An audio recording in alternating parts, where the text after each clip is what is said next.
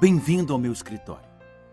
Eu passo muitas horas aqui nesse escritório estudando a palavra de Deus, escrevendo livros, compartilhando com as pessoas minha experiência com Jesus através da Escritura. Mas eu tenho o privilégio hoje de falar para toda a América do Sul e meu coração se alegra em ganhar almas para Jesus Cristo via satélite. Por que evangelizar? Eu quero lhe mostrar 4 razões básicas que tornam o evangelismo a essência da minha vida. Por que evangelismo pulsa em minha alma?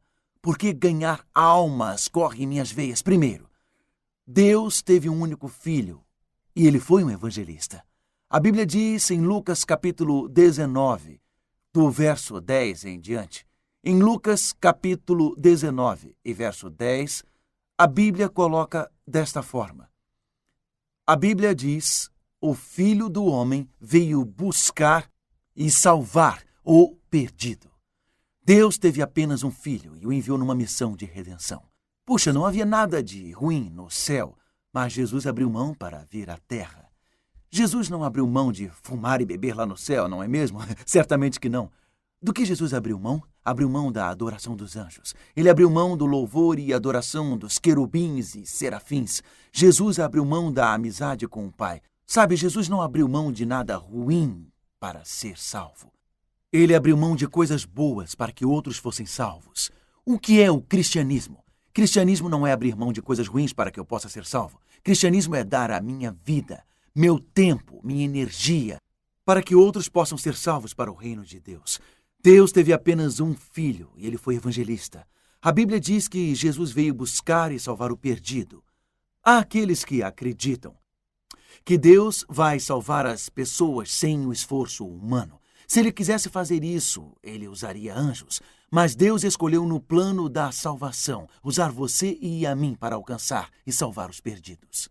Jesus não veio simplesmente para dar melhor conhecimento às pessoas, não veio para dar iluminação, não veio apenas para mostrar um estilo de vida melhor. Embora, quando aceitamos o Evangelho, passemos a ter um estilo de vida melhor. Homens e mulheres não estão enganados, mal direcionados ou mal informados. Sem Jesus, homens e mulheres estão perdidos.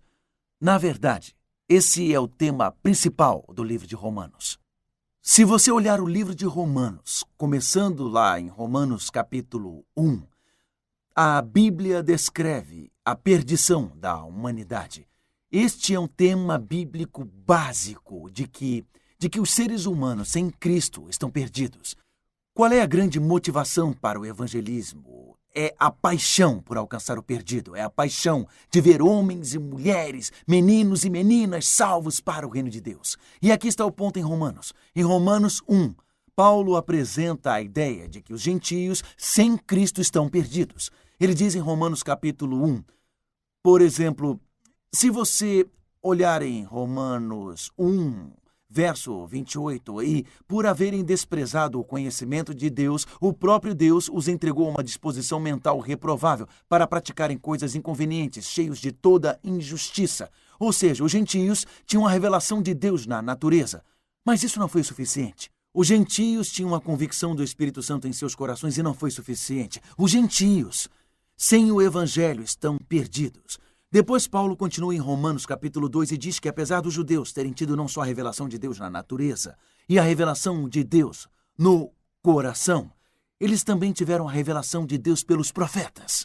E ele diz que os judeus estão perdidos. E ele continua em Romanos 3, verso 23 e diz, todos pecaram e carecem da glória de Deus. Portanto, Paulo apresenta a perdição da humanidade em Romanos 1, 2 e 3. Depois, em Romanos de 3 a 5, ele apresenta a justificação pela fé em Cristo, pela graça. Depois, em Romanos de 6 a 8, ele fala de santificação. Quando ele chega em Romanos capítulo 10, ele conclui seu argumento de forma poderosa e ele diz, como, porém, invocarão aquele em quem não creram?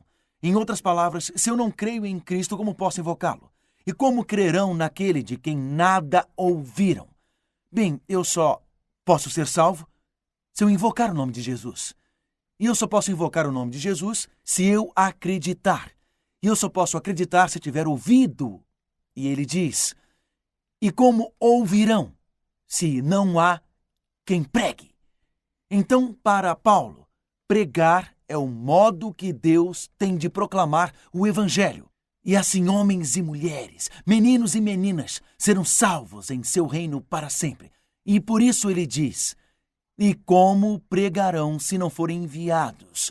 E como está escrito, quão formosos são os pés dos que anunciam coisas boas.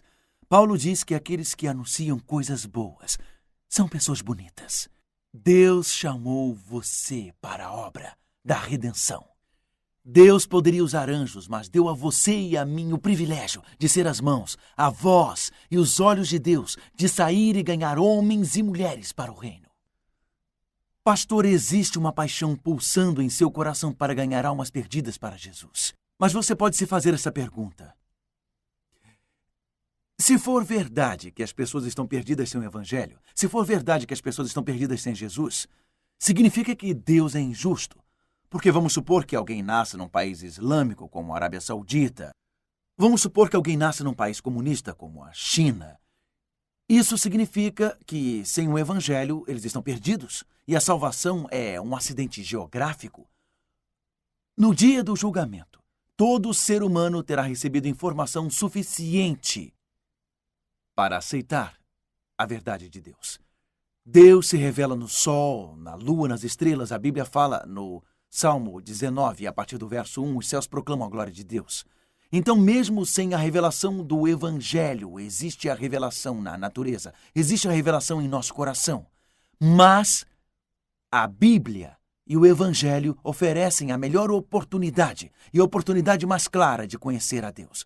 Então, estamos olhando para uma moeda que tem dois lados. De um lado da moeda, Deus se revela através do Espírito Santo, independente da ação humana. Deus se revela de um lado da moeda através da natureza. Ele se revela de um lado da moeda através da providência da vida. Do outro lado da moeda, a igreja tem a responsabilidade de pregar o Evangelho. Se Deus escolher salvar alguns que nunca ouviram falar do Evangelho, isso cabe a Deus. Mas em relação à salvação de homens e mulheres e o lado da igreja na moeda, Deus diz à igreja: o que você faz é de vital importância para o plano da salvação, e pessoas serão salvas porque você pregou a elas. Não seriam salvas se você não pregasse. Pessoas serão salvas porque você entregou um folheto. Pessoas serão salvas porque você as convidou para ir à sua casa. Pessoas serão salvas porque você deu um estudo bíblico para elas. Serão salvas porque você falou de Jesus para elas. Serão salvas porque sua igreja instalou uma antena digital e era um local difícil. Pessoas serão salvas porque você organizou um pequeno grupo e sua igreja participou ativamente. Muitas pessoas serão salvas na América do Sul por causa do que estamos fazendo este ano. E elas não seriam salvas se não fizéssemos. Mas nós não fazemos apenas para garantir a elas uma vida melhor aqui. No julgamento, Deus vai revelar que Ele fez tudo o que podia ser feito para salvar todas as pessoas. Mas você e eu somos parte do plano de redenção para salvar a humanidade. Por que, então, Deus quer usar um pastor para levar sua igreja a ser missionária? Por que, então, Deus quer usar um pastor para levar sua igreja a evangelizar? Por que Deus quer que cada um de nós seja apaixonado por ganhar almas? Porque há pessoas perdidas que precisam ser ganhas para o reino.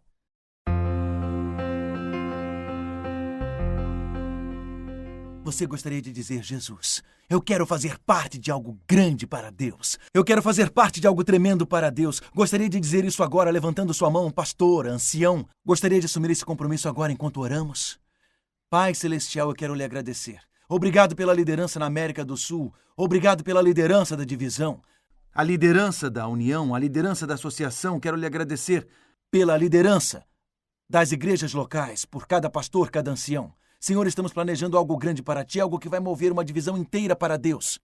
Senhor, nos ajude nesta série de estudos. Nos ajude, Senhor, nesta multiplicação para o engrandecimento do Teu reino. Que seja assim em nome de Jesus Cristo. Eu te peço.